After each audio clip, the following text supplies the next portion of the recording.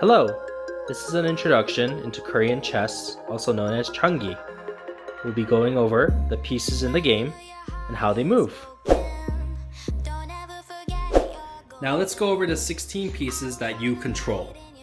You have your 5 soldiers, you have your 2 cannons, you have your 2 chariots, 2 elephants, 2 horses, 2 guards, and your general.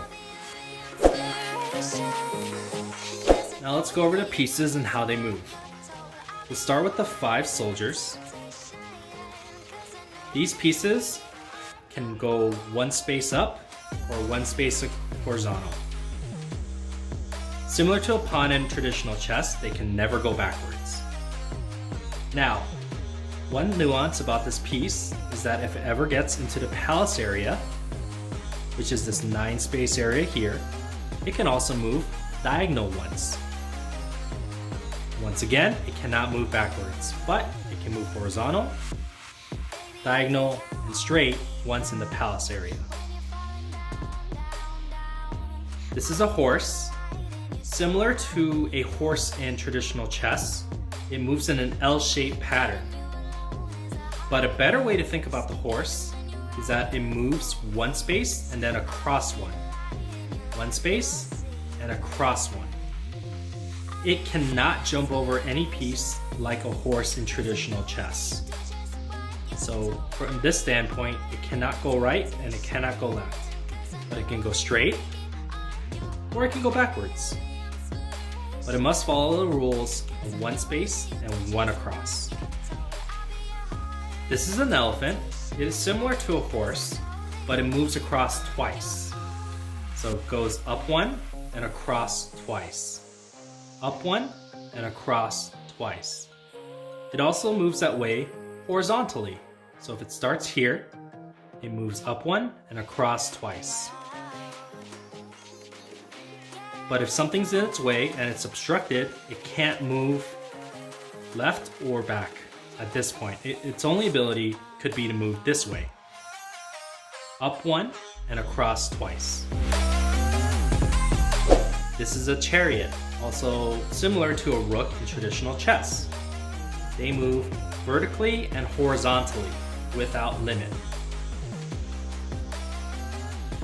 One thing to note about chariots is that if they do enter the palace, they can also move vertically, like so. Once they leave the palace, they revert back to their normal abilities. These are cannon pieces. They require a unit to jump over for them to move. It doesn't matter if it's a friendly unit or an enemy unit, but it needs a unit to jump over like so. It can also jump over enemy units like this. It can jump, but it always requires 1 unit for it to jump. It cannot jump 2 units, so in this case, it can only move here or here, and it requires a jump. One thing to note about the cannons is that in the beginning of the game, they are the only piece that cannot move because they cannot jump over other cannons, and also they cannot eat other cannons. So in this case, I cannot attack this cannon, and I cannot jump over my own cannon or an enemy cannon. They are immune to each other from damage. One also note is that if a cannon ever gets into the palace, it can also jump vertically, like so. That's a legal move, this is a legal move. It can jump vertically 1 in the palace. It can't do that if it leaves the palace. That is an illegal move. Now let's talk about the palace. The palace has 3 pieces, the general, and 2 guards. These 3 pieces can never leave the palace, and they all move the same way, 1 at a time, either horizontally or vertically, or diagonally.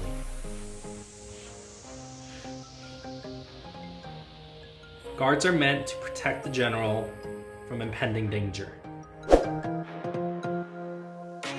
Now that you're familiar with the pieces and how they move, let's talk about starting the game. When you start the game, the horse and the elephant can be switched around to your preference. It is up to your preference and play style on how these pieces will begin.